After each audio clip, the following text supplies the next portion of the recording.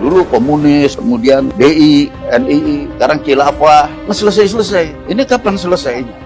Ya, kalau saya tidak siap untuk mati, ngapain saya membela Habib Rizik? Yang Islam yang tidak ada hubungan darah dengan saya, keyakinan saja berbeda, saya Katolik, seperti begitu, saya sudah menganggap. Ada 3 hal, stabilitas, yang kedua keamanan, ketiga kesejahteraan. Cuma itu. Dan ini 3 hanya bisa dicapai kalau kita konsisten. Kita nggak konsisten memegang fondamen kita. Jadi kita mau selalu dirobohkan fondamen, kan ganti rumah, Pak. Iya. Rumah Indonesia fondamennya Pancasila. Kalau mau dirombak ya rumahnya aja, fondamennya kan. Negara-negara itu juga pada memanfaatkan perubahan sampai dia maju. Kalau kita kan nggak. Kita berubah tapi mundur. Gitu. Negara Pancasila ini sudah final. Tidak boleh dibicarakan lagi.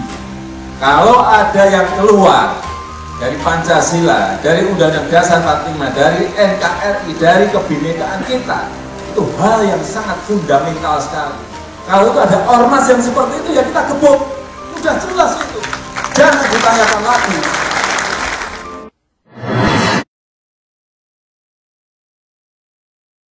Perjalanan panjang FPI harus berakhir dengan sangat pahit.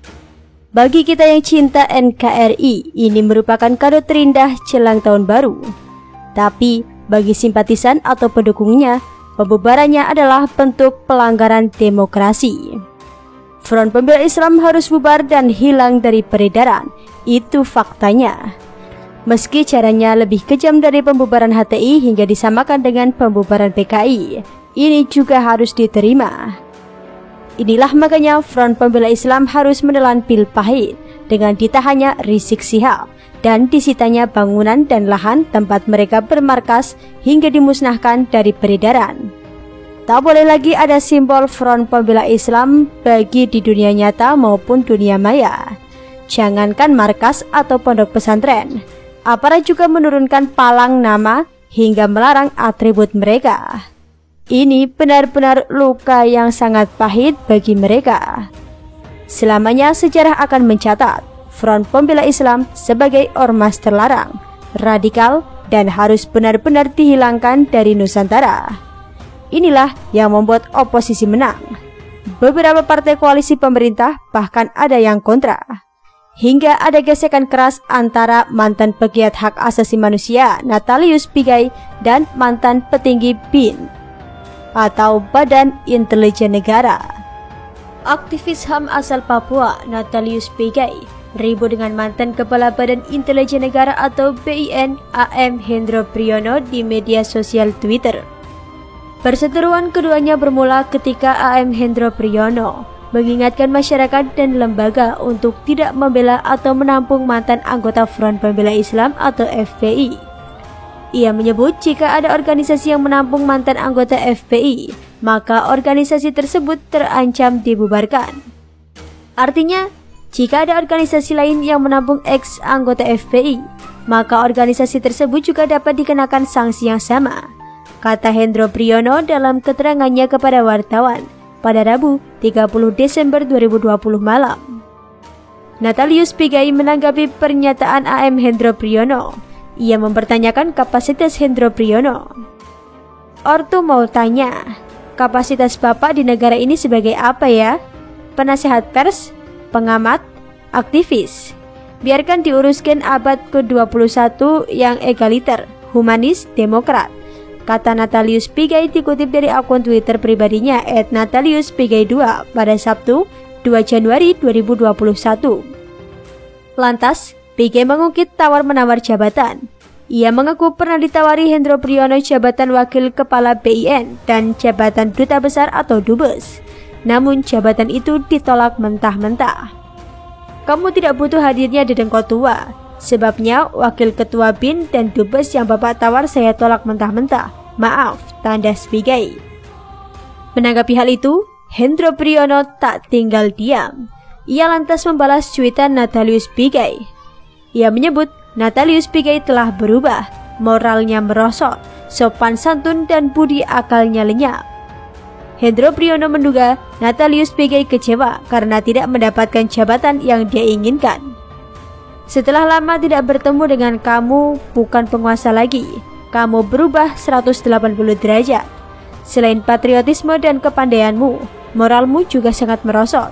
Sopan santun dan akal budimu lenyap karena ditelan kekecewaan dan penganggur yang tak terakomodasi di tempat yang kamu inginkan. Balas Hendro Priyono lewat akun Twitternya tak kalah pedas. Semua kata yang keluar dari mulutmu adalah ungkapan dari pikiranmu. Itulah sebabnya saya bisa bilang kamu bukan Pigai yang dulu lagi. Tambahnya lagi, Hendro Priyono merasa dihina oleh Natalius Pigai. Ia meminta Pigai berhenti mencari pengakuan dan kedudukan agar dihormati masyarakat. Terima kasih atas penghinaanmu kepada saya sebagai orang tua yang tidak pernah menyakiti kamu. Saya berharap agar pikiranmu jangan kesana kemari terus untuk mencari pengakuan atau kedudukan.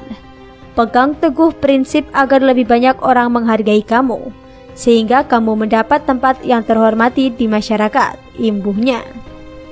Demikian Pigai.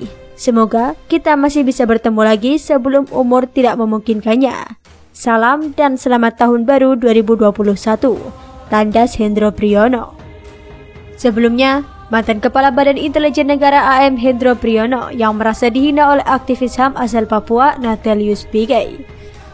Guru Besar Sekolah Tinggi Intelijen Negara dan Sekolah Tinggi Hukum Militer ini menyebut Natalius Pigai telah berubah. Ia kemudian menceritakan kenangan masa lalu ketika pertama kali bertemu dengan Natalius Pigai. Waktu pertama kali kita kenal, kamu adalah komisioner Komnas HAM. Kita bertemu di restoran Kunskring di Jalan Teguh Umar. Dengan bersemangat kamu menawarkan jasa untuk membela saya dalam kasus Talang Sari, kata AM Hendro Priyono dikutip pada akun Twitter pribadinya pada Sabtu 2 Januari 2021. Saat itu, AM Hendro Priyono sempat memuji Natalius Pigai.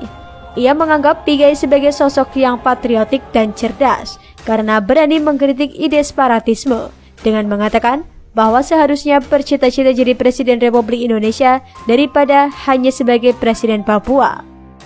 Buat seorang pejuang yang tidak ada kata berhenti, Ananda Natalius Pigai II. Jika negara ini dalam bahaya, kita harus membelanya. Harus tanpa hitung untung atau rugi dan muda atau tua, kata Hendro Priyono menyebut Natalius Pigai. Hendro Priyono menyebut Pigai sudah berubah, moralnya sudah merosot. Ia menduga Pigai kecewa karena tak terakomodasi di tempat yang diinginkan. Ia juga menyebut bahwa Pigai adalah seorang pengangguran.